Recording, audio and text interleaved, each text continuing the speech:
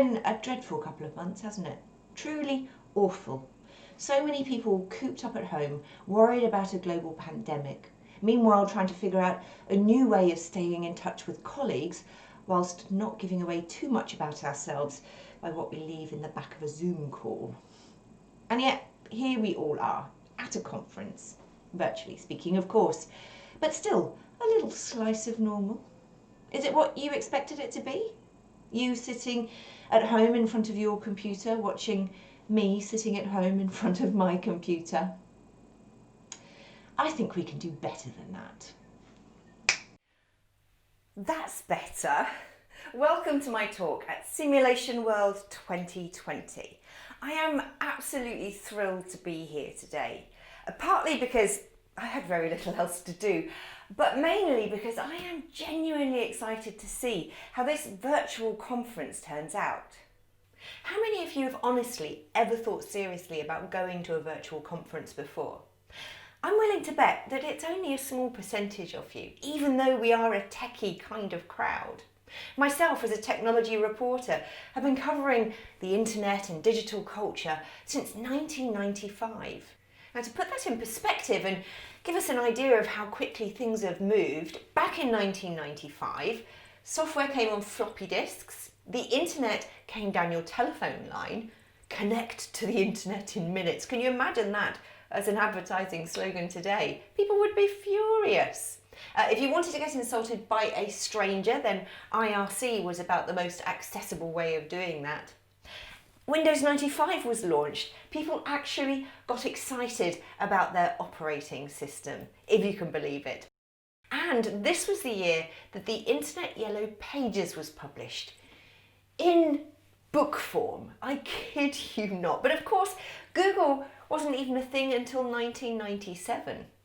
Now, I probably shouldn't really judge, since my first book, published in 2013, was really a guide to digital transformation for small businesses and entrepreneurs. Although, of course, we didn't call it digital transformation back then. As you can see, we didn't really start talking in those terms until 2015 and beyond.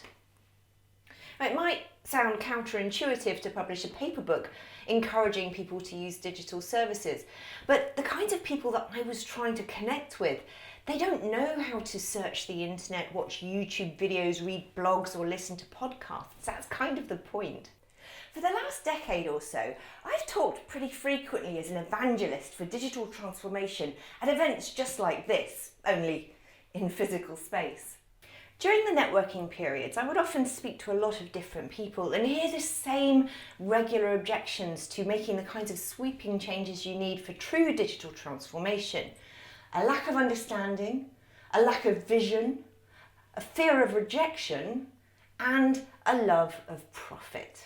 Well, now, the lack of understanding, that comes from the top. CEOs, decision makers who just don't understand what you're asking them to invest into, why it refers to them. They're also maybe afraid to make a mistake or end up looking silly because they don't know what it is you're talking about. The lack of vision, that stems from that lack of understanding. They can't see how things would be better with this intangible new system. And then, of course, fear of rejection, that comes from the idea that they're afraid that their staff are going to reject it. How are they going to handle training? What's the cost of training going to be? And in some cases, they're even getting active pushback from long-standing or key members of staff who themselves are afraid of the transformation. And love of profit. You can't make an omelette without breaking some eggs, I'm afraid, and digital transformation does cost money. Some shareholders can be notoriously short-sighted when it comes to their profit margins.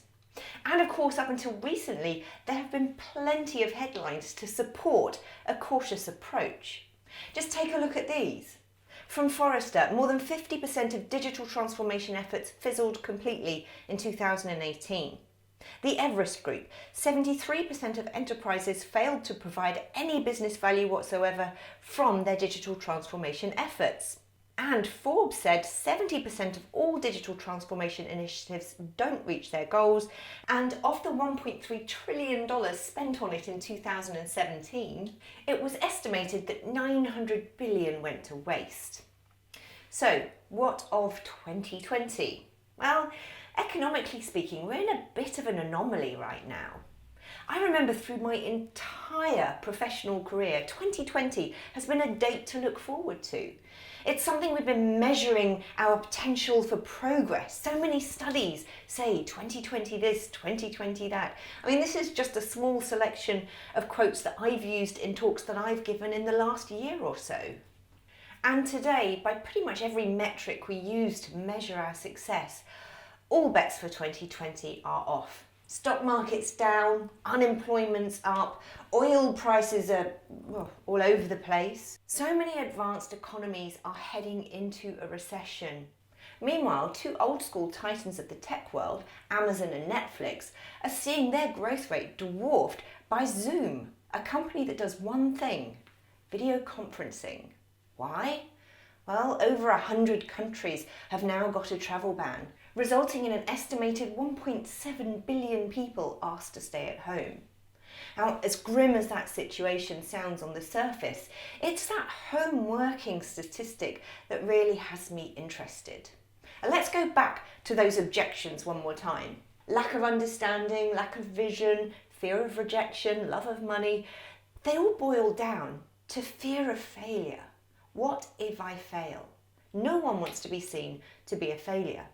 Now, in my experience, and it's incredibly unscientific and very anecdotal, but people usually fall into the same 6 broad categories in terms of their relationship with technology. The tech haters, people who are afraid of tech, tech curious, you've got the competent people, and then evangelists who'll go and stand on a stage and tell you that they think you should think like them. Sound familiar? But the tech haters, right, they can't stand the idea of technology in their lives. They see no place for it. They don't want to learn about it. You've got the people who are afraid of tech, who kind of they're afraid of breaking it. They're afraid of getting it wrong, and they're afraid of their role being taken over by some kind of automation or robots. The tech curious, now they're an interesting group because they're really interested in learning about it, and sometimes they try. But because technology isn't integrated into their lives on a daily basis, the knowledge doesn't stick. I mean, you've only got to think of telling the same great aunt or granddad over and over again how to use email. It's because they don't do it every day. It only becomes easy when you have that muscle memory beginning to build in.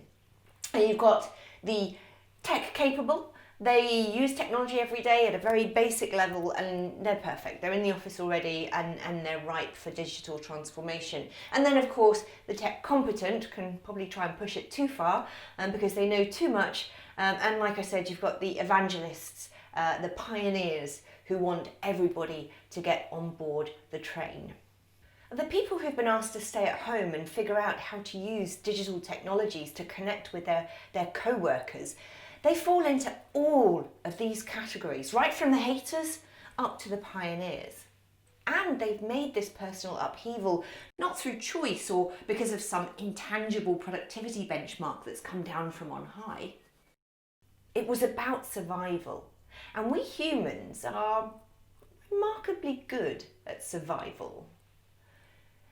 Is it just me, or is the social distancing in that clip still makes me nervous?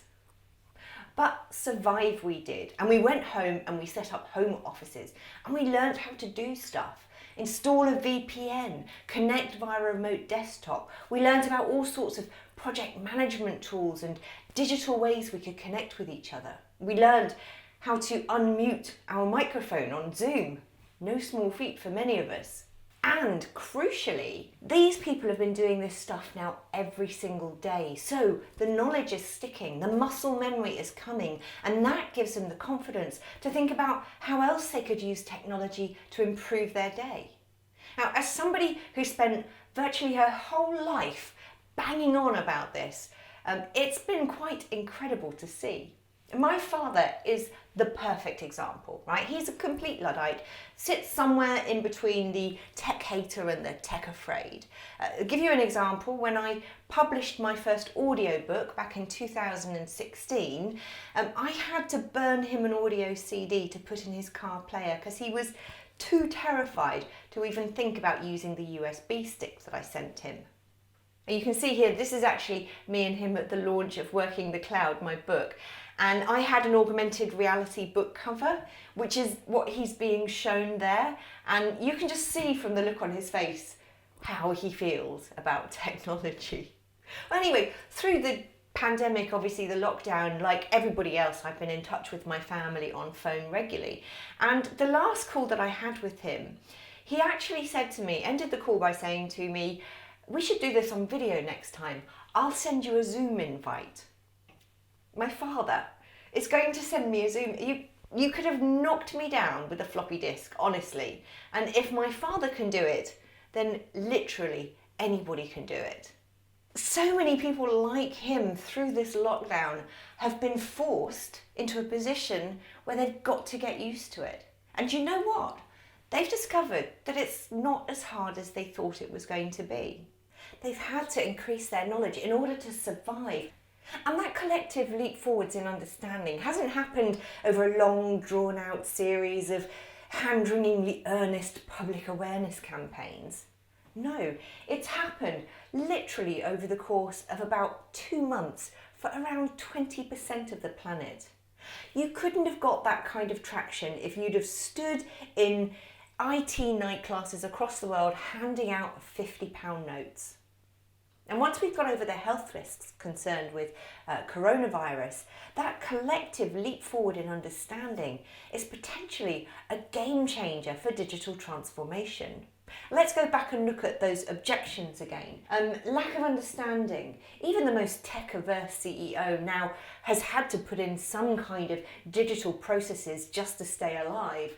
A lack of vision with supply chains in absolute tatters, and manufacturing has had to pivot all over the place. People are beginning to do it, but it's the objectives that we were talking about, and they're the ones who now are seeing that it is possible.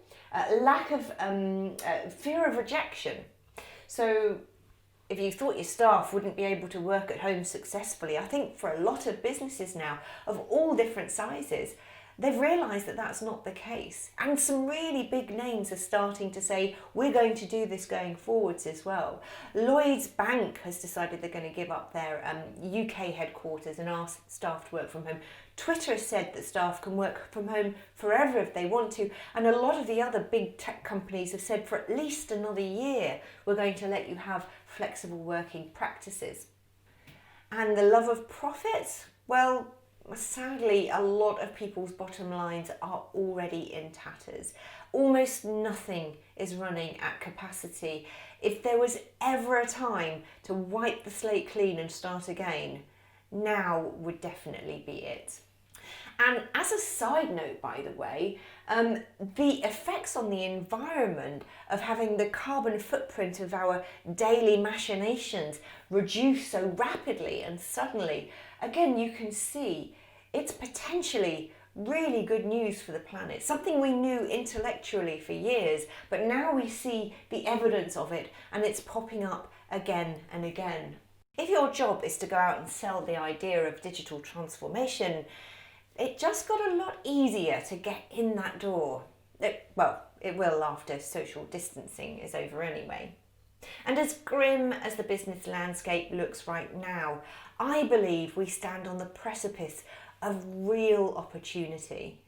Because in flattening the COVID-19 curve, what we've actually also managed to do is plug the digital skills gap for millions and perhaps even hundreds of millions of people when the dust settles and we get a chance to survey the landscape of what's left over. And that for me is really exciting because it completely changes the conversation around digital transformation. You no longer have to talk about the why or the how. You can leap straight forwards to the how best and when. So now is the time to think bravely and plan boldly. But it's also really important that we get it right first time. Everybody's newfound trust of technology is still fragile, like a butterfly. And we need to treat it carefully so that we give them the experience that reassures them that they're stepping into a new world that may be different from the world we knew before, but in some ways could potentially even be better. I hope you've enjoyed my talk at Simulation World 2020, and maybe it's inspired you to think a little more positively about the world that we're now stepping into. Enjoy the rest of the conference, and thank you so much for listening.